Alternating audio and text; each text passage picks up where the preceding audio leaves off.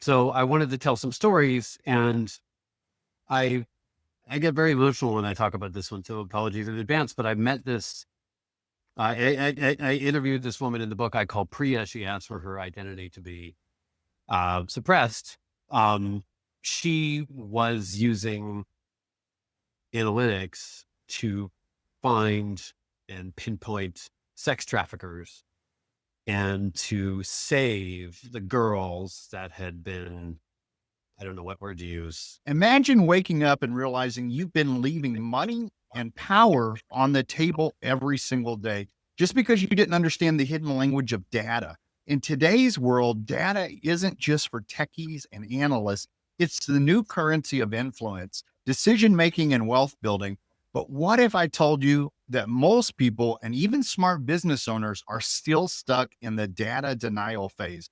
Our guest today wants to change that. Justin Evans is not your typical data scientist. He's a master storyteller who's taken his decades of experience working with brands like Nielsen, Comcast, and Samsung and turned it into a powerful little book with a big message, The Little Book of Data.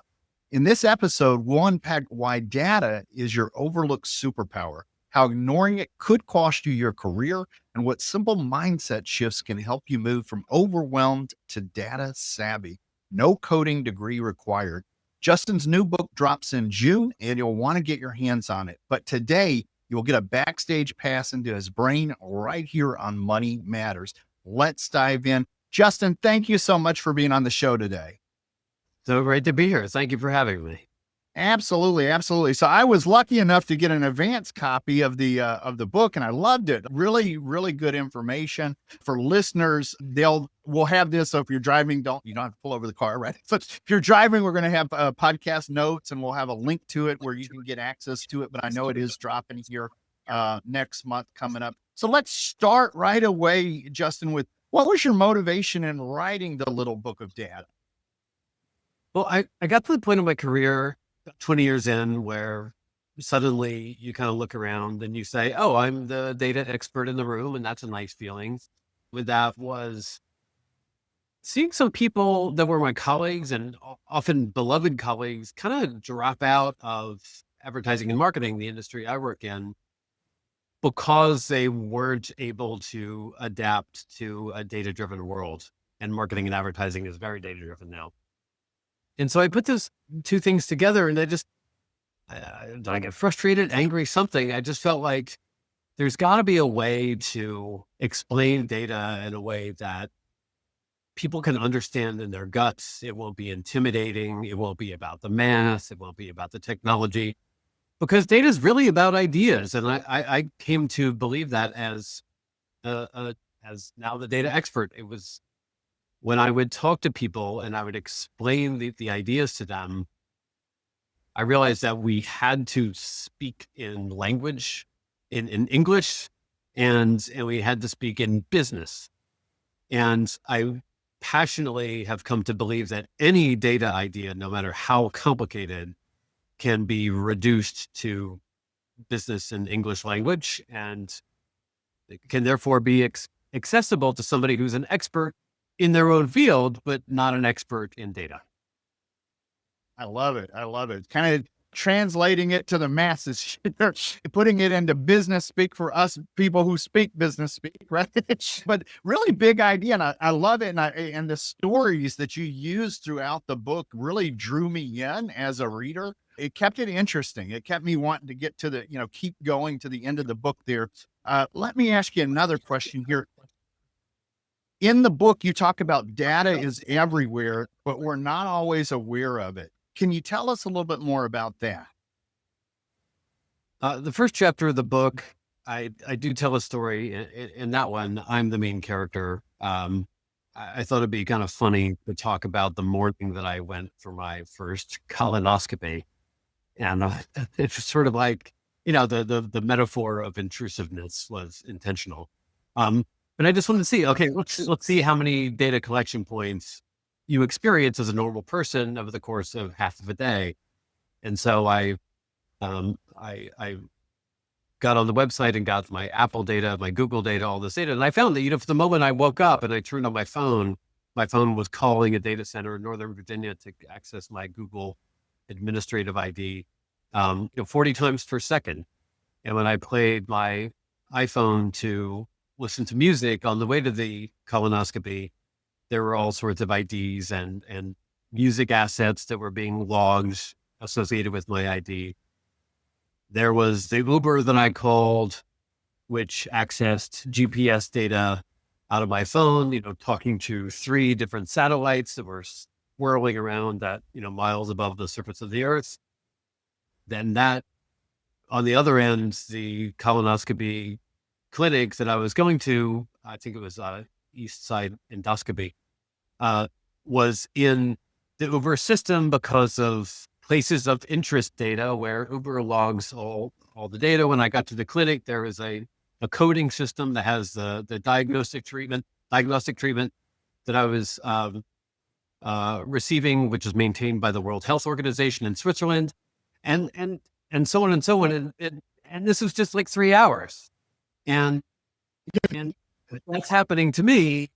And by the way, I'm not even really on social media. So, I mean, who knows what my kids would add to that as layers with TikTok and Instagram and so forth. So if that's happening and can be recorded just over the course of a few hours, clearly we're in a position where we as human beings are kind of like shedding data. We're just sort of creating it. We're leaving it behind. That sort of inelegant metaphor I like to use is kind of like dandruff. It's just like you just know. And so that's the world we live in. And I also compare it a little bit to electricity, which is, it's not cool. It's happening in the background.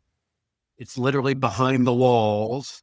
But, like electricity in the 20th century, where it played of course, massively transformational role in society. I think really data is playing that role in the 21st century as this kind of invisible, slightly not sexy, but incredibly ubiquitous and influential force in our lives. I love that example because money matters. We focus on retirees, retirement age. When I have to gauge and guess what age you're at, I just had my colonoscopy last year. So that comes on our to-do list magically when we hit 50, right? So for our listeners, that's a great way to start it. I love your examples here. You talked about, just getting in the car and getting in for Uber, right? And all of these different, touch points of data, the diagnostic coding, Uber's data centers, knowing, whether people had gone that route before or not. You gave the idea of dandruff or electricity, of things that aren't super exciting, but they're there, right? They're just kind of shedding all around us. So I love that kind of a way to set up the idea of data. Another, you build a case in this book that data tells a story. As part of my research, I had listened to another podcast that you were on where you talked about, let me see if I'm going to frame it this way. What does the movie 300 have to do with data? So I tried to tell these stories always with a hero. So what kind of how the book started to take shape, in addition to the sort of original inspo I mentioned a few beats ago, I would once I decided I was going to write the book, I tried to kind of write down what are the core ideas of data that I think are just sort of, I'll just say it again, core to using data as a professional. And so I wrote down, that there were 4 superpowers that I identified, and then another 8 kind of key use cases, key ideas. And once I had those 12 core concepts and a few others, some about like ethical use of data, I tried to tap into specialists or experts who were practitioners of data, whose work on new data concepts illustrated those 12 ideas. And so in each case, I really wanted to show these data concepts as a way of making them accessible through these people's stories. And for one of the superpower is data directs resources to where they are most needed. And the hero of that story is an epidemiologist named Sharon Green, who works at the Bureau of Communicable Diseases in New York City, the BCD, which is in Queens. And what they do is they track leprosy and gonorrhea and West Nile and Zika and anthrax and everything that could be communicable and could kill New Yorkers. They're there to protect us against. And one day in February 2019, they were briefed on this disease in China that had that was fatal or could be fatal and had no test and no cure, which is of course the beginning of the COVID epidemic. And Sharon Green's team set out to use everything they had done before with, say, salmonella, to identify hotspots and apply that to the COVID crisis. Because the theory is, any communicable diseases, if you can stamp out the hotspot, you can stamp out an outbreak or a broader outbreak.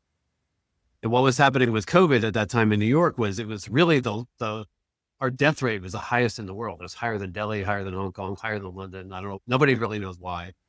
And they thought that if they could bring down if they could stamp out the hotspots, they could bring down the death rate, which they did. And I did the calculations, and I think they probably saved 300,000 people by getting it right, which is extraordinary.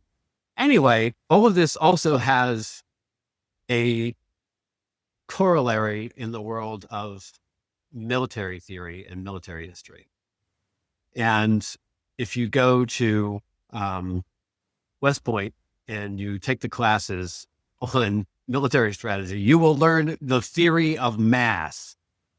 And the theory of mass is you need to deploy your forces to the most critical point in the battle because you have scarce resources and you need to apply them to this critical point. And the most potent example of that, probably in history, was the Battle of Thermopylae, when the Persians marched over to attack Greece with hundreds of thousands of soldiers, and 300 Spartans and others defended Greece at this little tiny 70-foot pass at Thermopylae. And it's this great example of mass, and that was exactly what Sharon Green and the Bureau of Communicable Diseases was trying to do with COVID. And so, to step back a little bit and kind of talk as an author, what's fun, and what was fun for me in writing the book is like, can I juxtapose two crazily different things to entertain you as a reader? That like just when you get to know Sharon Green, I'm going to take a hard left turn and introduce you to Xerxes and King Leonidas of the Battle of Thermopylae.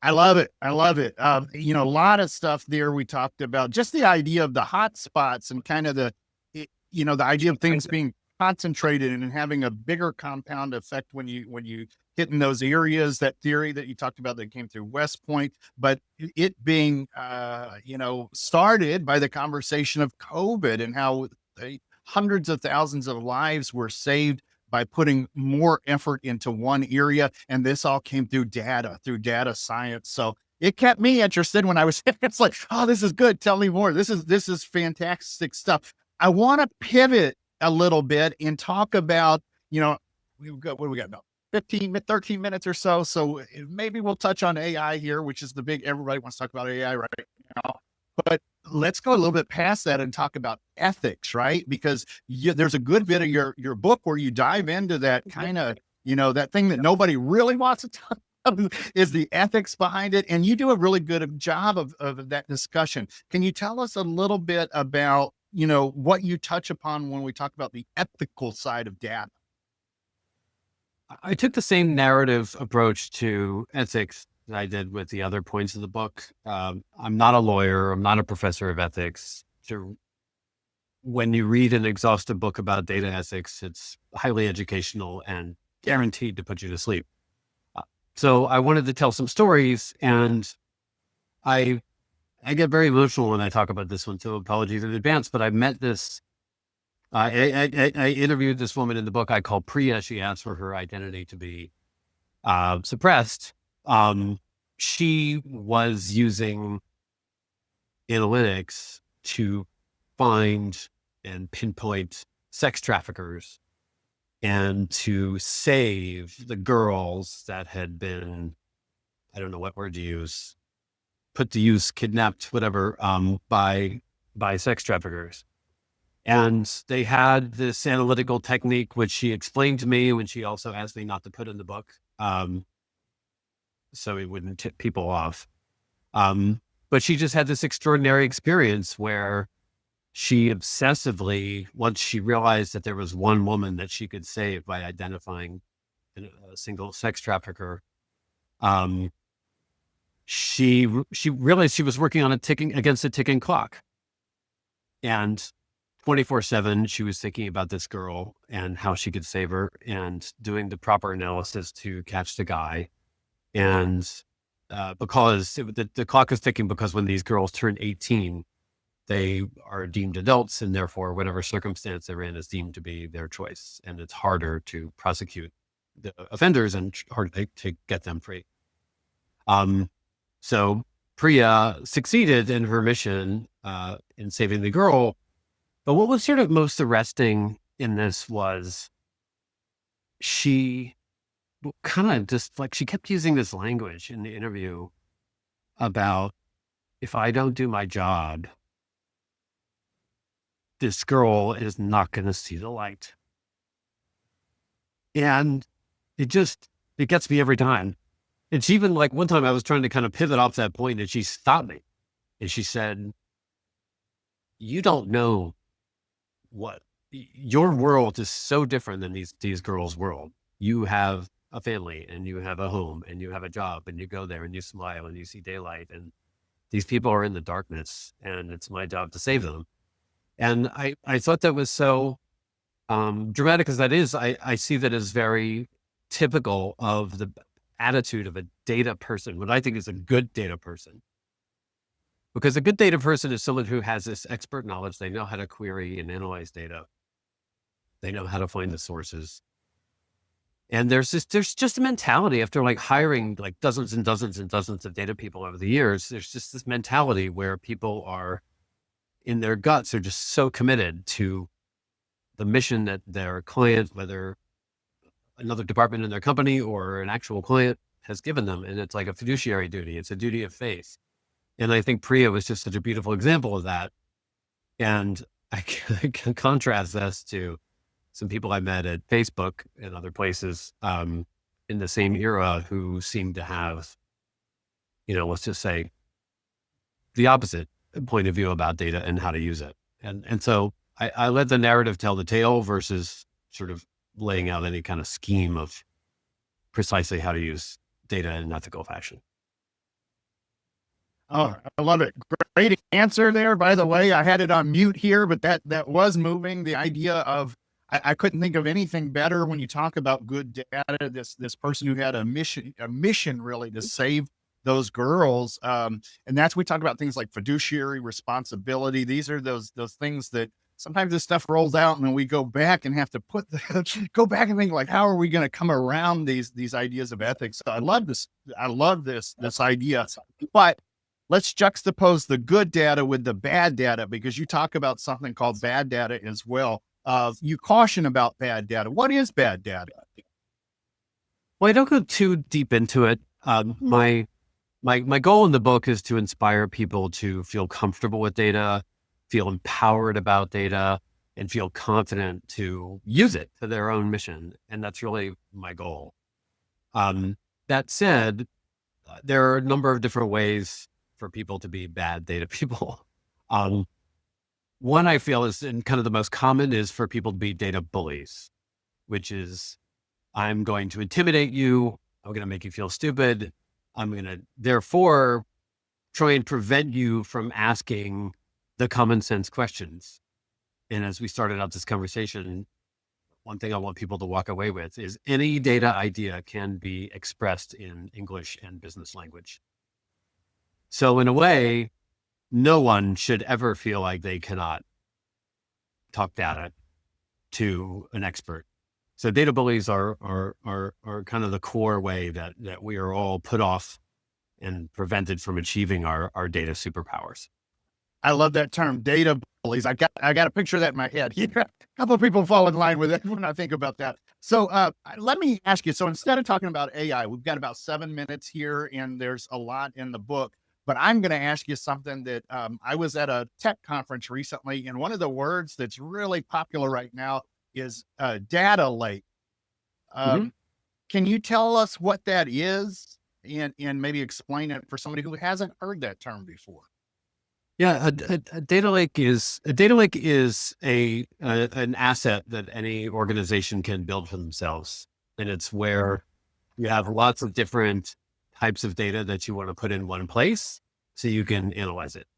And it can be very complicated because these different data sources might come from different data sources and have different taxonomies, different languages. They can be organized or cleaned at different levels. They might not speak to each other. So it's actually a pretty big challenge in the industry at large. And it's an even more pressing challenge in the era of AI when you really want to inject data into multiple aspects of your business or your workflow. And if the data isn't clean and accessible, then you really can't work with it. So there are a number of companies, including a company I'm associated with called Above Data, which is creating these layers so that the different aspects of of a of a data lake can speak to each other or speak to AI applications in a much faster way. Love it.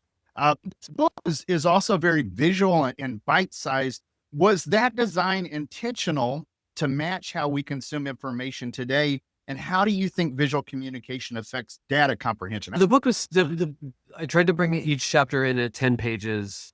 Uh, I wanted to provide lots of space in the book visually to express through graphic design and through the length of the book and the accessibility of the book, the main idea of the book, which is that this should be something you can read, enjoy, and feel comfortable with. And I always find, separately, this is just I don't have a great anecdote about this, but just for me, data is really about visualization, and it's the best way to articulate these core ideas. And I'm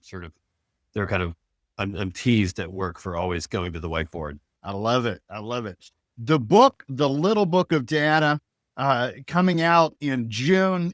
Justin Evans, the author. Justin, before we go today, what have I forgot to ask you that you want to leave listeners with today? Well, the